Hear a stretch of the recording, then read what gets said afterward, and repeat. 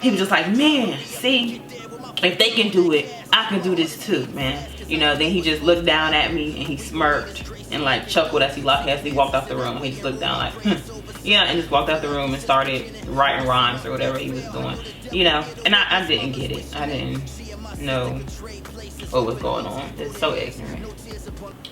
Okay, so that was a little bit of background information. But back to the night, March 16th, 2011, in Norfolk, Virginia, at about 1 a.m. The scissors were still pointed at him, and the phone was still up to my ear as I acted as if my mom was listening. He was still in his newsstands. His eyes were stretched open as wide as they could go, pitch black with no white around his pupils. His head was slightly cocked to the side, and he was grinning from ear to ear, while his arms hung out at least a foot from his body, and he was breathing very heavily. He came in and looked down at the scissors and just chuckled. By this time, I said, "Yeah, Mom, it's just me and him here, no one else." By the time I said that, my phone actually rang. Because at first it was just ringing and ringing and she wasn't answering, so I just started to act like I was talking to her because he walked back in, but she really wasn't on the phone. But as I said that, the phone rang, and he then realized that I had been faking the entire time and began to look very angry. I answered quickly and said, "Hey, Mommy, I'm sorry, I know it's late, but will you please Western Union me some gas money? I decided to come home right now." And I'm yelling and crying and, voice is all shaky and everything. And I'm just like, there's no one here but me and him. And as I spoke to my mom, all of a sudden I just became very afraid. Like at first it was just like I was in a state of shock and couldn't believe what I was seeing. So I was kind of calm still. But as I was on the phone with her and looking at him and saw how he was looking, I just became very afraid all of a sudden. To where it began to show. First I was already scared, but it was just kind of like, for whatever reason, by the grace of God, I was able to maintain my composure and stay calm. But I began to kind of lose it at this point, just watching how he looked. And I just said, you don't have to do this. Please don't. You really don't. And I was like, "Mom, please just send me some gas money." And then I just kept going back and forth, talking to her and then talking to him, saying, just pleading for him to just stop, whatever it is that was going on, because I had no clue at the time.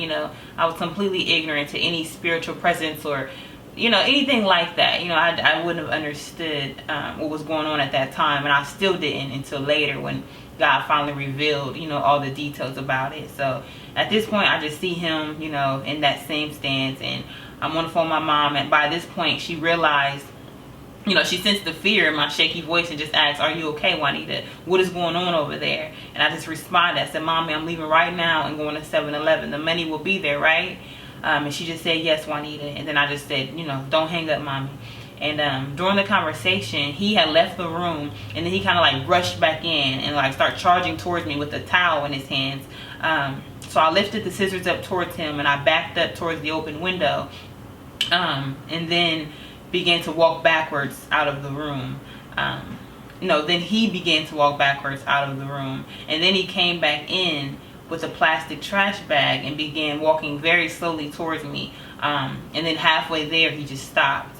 By this point my jacket was on, but my phone was dying, so while he just watched me, with that cold blank stare, I walked slowly towards the outlet to yank the charger out of the wall while still pointing the scissors at him. And I was, trying to like just walk slowly around him to get to the door to leave. And my purse happened to be on the stand on the way to the door, so I grabbed it and then, began walking backwards out of the bedroom so I could like keep my eyes on him the whole time. And the entire time he just watched and grinned. He wasn't fazed that I was trying to leave. He was just looking at me and just smiling, and he just looked very disturbing, to say the least. But the look in his eyes was almost as if he was thinking like, "You ain't going nowhere, little girl." But thank the Lord that he had other plans in mind. The whole time it just seemed as if there was just some sort of bubble of protection around me. Like at that point it was the only way that I could describe it. But obviously now I know it was the Lord protecting me. So thank the Lord that he had other plans in mind. The whole time it just seems as if there was just like a bubble of protection surrounding me. Like, that's the only way that I can think of to describe it. But there was definitely something going on in the spiritual realm that kept me safe and protected. Like, the Lord's presence was there. Like I said, I had no clue about his presence or that it was there at the time, but looking back, it was obvious that he was attempting to do things that God, was not allowing. So I'll just sum that up for now. But I eventually crept my way all the way to the front door. I just walked backwards and, finally made it to the front door as he just watched me the whole time with that same blank stare. And I made my way to the door and I flung it wide open.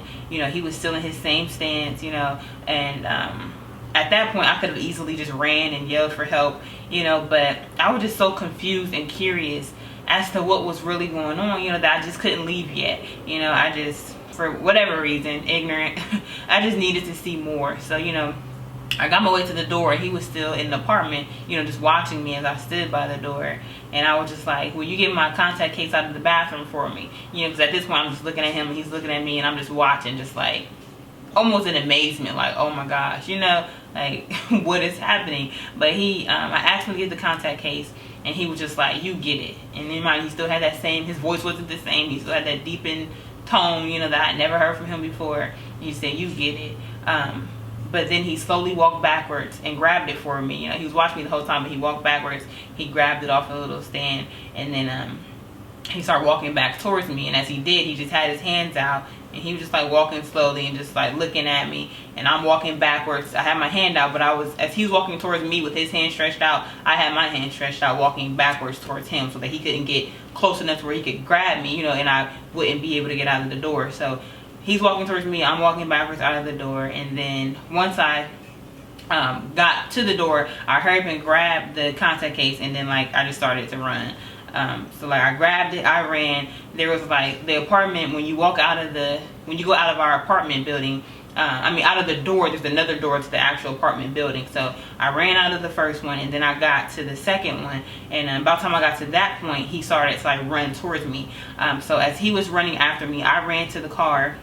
And I got to the car, and then he stopped like right at the entrance of the apartment building, and he was just like, it was like 1 o'clock in the morning, so it was dark outside, and then he still had his hands like that, and he was just breathing really heavy. Like I said, his head was like this, and then he still didn't have no white around his pupils. So as he's walking towards me and I'm backing up towards him, I finally got to a point where I just couldn't stand to look into that cold, evil stare anymore. So I just grabbed the contact case out of his hand and I just started to run backwards. So I had seen enough, and at this point I was completely overwhelmed with how he looked. It was pitch black outside and he was chasing after me, like running in this robotic like motion. Like, it was weird. But I ran to the car, and he ran till he made his way to the entry of the building door, and then he stopped once he got to the building door, and he just like kind of just stood there and was breathing, still in that same little stance, just watching me. And then as I started to try the keys, he started like walking towards me, and it's like the only way to describe it is like a slow robotic like motion. Like, he's charging towards me, but slowly, and I was trying the different keys and I couldn't find the key to the car, and I was too scared to look down at the keys to see which one was right. So I was just I was looking up at him while he was watching me and trying the different keys, and I had like, I don't know, 10 or 12 keys on my ring. So I couldn't figure out which one was the one, and I was too scared to look down. So eventually, like outside of the building, there's like some patios up at the top of the building. So he was standing here, and then like the patios are here, and then I was out here in the parking lot facing towards him trying to find the keys. And like I said, since I was too scared to look down, I eventually looked up towards one of the patios, and I was just like, hi, how y'all doing tonight? It's good to see y'all, how y'all doing? And eventually, like, he started to walk towards me, and then once I started to say hi to the people on the patio, like, he backed up, and stopped coming towards me. So once he backed up, I was finally able to look down, find the key. I put the key in the I was able to open the door. I got in there, I sat down, and then I locked the door and started to back up. And by that point, he had stopped right at the entrance of the building, and then he came out to peek and see who was on the patio. He like looked up, and then he looked at me. I was in the car at that point, but he looked at me, then he looked up again, and then he looked back at me, and he kind of like just laughed or whatever, because he had seen that there was no one up there, you know, so he kind of just chuckled as if he was thinking like, good one, you know. But it was 1 o'clock in the morning, wasn't nobody just chilling on the patio, but for whatever reason I had thought to do that at the time.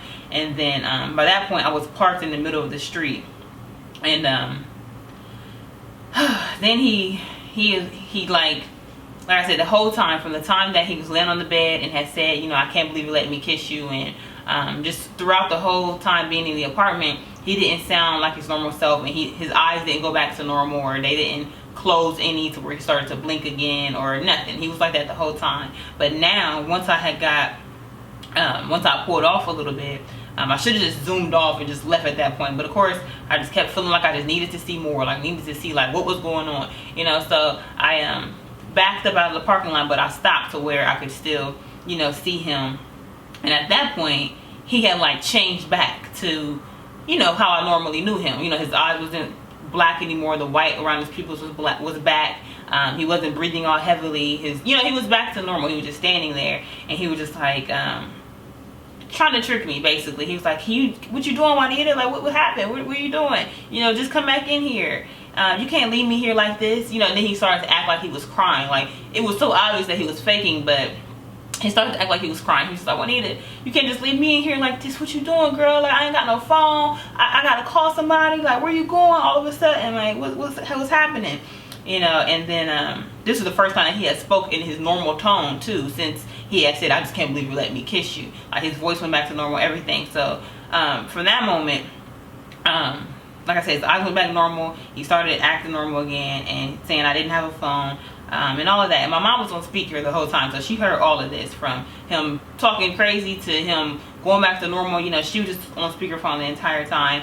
And then he just kept saying, you know, I need you to come back in here, please. You know, I just need you to come in here. So I just sat in the car and I was just looking at him. Like, I didn't even say anything. I was just like watching him, because it was just crazy to see him, like, you know, go from normal to becoming, you know, to where it was obvious that he was possessed, and then like trying to attempt to go back to normal again. So at this point, I just sat there and I just listened to him while he was like pleading for me to come back in. Then he walked back into the apartment.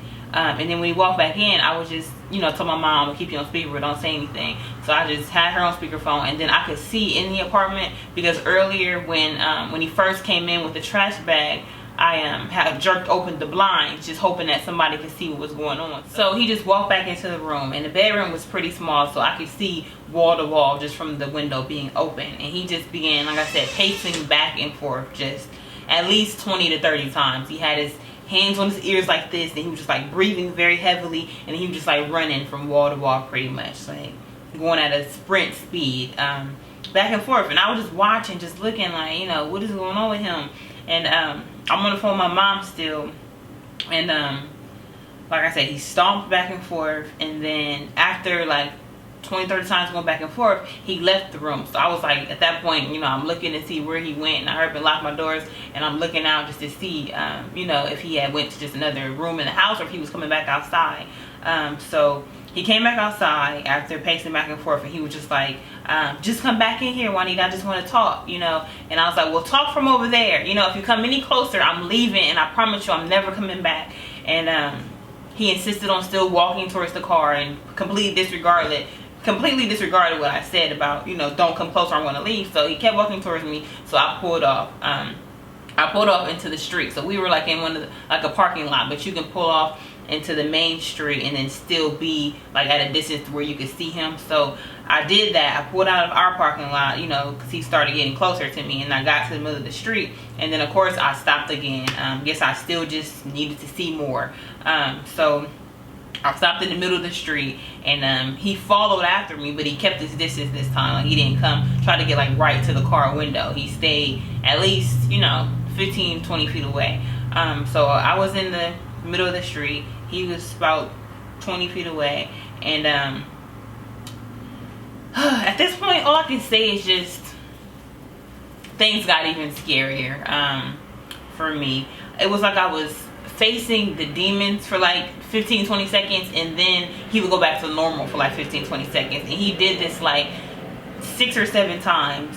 It was crazy. It's the only way that only word I can use to describe it. But he would he would turn his head as if someone was tapping him on his shoulder, in order to change back to being one of the two, either showing that he was possessed or, you know, back to normal. So he was like, Juanita, you know, at this point he's acting normal. His eyes were normal. You know, he just looked like a normal guy. And he was like, Juanita, where are you going? You know, I would never hurt you, girl. What are you doing? Come back here. What's going on? You know, and he's like, you can tell that he was faking, you know, but he acted like he was wiping tears from his eyes. Well, no tears falling, but he was like, Juanita, you know, where you going? I can't believe you're going to do this, you know. And then he like turned his head real quick, and then he turned back. And then like we turned back, his eyes went back to being fully black, no white. He started breathing heavily again. He started grinning again. His head was cocked to the side, and he was just looking like, you know, just he wouldn't say anything when he turned back to looking like that. He would just be staring at me, and then I'm just, you know, just watching, and I didn't say anything. I'm just like watching him, and then like he did that for about 15 seconds or so, just like breathing, looking at me, and then he turned his head again, and then he come back, and then his eyes were back to normal, and he wasn't breathing heavily anymore. He was completely back to him, you know. And then he would start talking again, like, come on, what you doing? Come back in here. We just need to talk about this. It'll all go away. Just come on in. Let's just talk this out. Get out the car. Come on in. Just try to act like he was, you know, speaking sincerely or whatever. Just like, you don't gotta go. You don't gotta act like that. You know, I don't know why you're trying to leave. Just get back in here, you know. And then he's like, come on, baby, get out the house. Just get back in the car. I don't know why you being like that. You know, so I'm just watching. And then, like I said, with a matter of, I don't know, 5-10 seconds, he did like that again, looked that way, and came back. Same thing, you know. No white around his pupils, eyes stretched open, smiling, and just looking. How he was looking, y'all. I just keep saying the same thing. Y'all get it. But I just keep reiterating because it's like, I had never seen nothing like that before in my life, you know. And I just could not believe that this was the reality. You know, this was really happening. Like, I was used to this guy. I had known him for what, 8 years, dated him for almost 6 years. You know, I had never seen nothing like this from him before. So that's why I kept stopping, or like, you know, prolonging the situation from me just leaving completely and never turning back, because I just couldn't believe, you know, what was going on and what I was seeing. So at this point, he turned back, started acting normal. He's just like, baby, just come on in the house. You know, I'm sorry about all this. Just come on in. We can talk about it.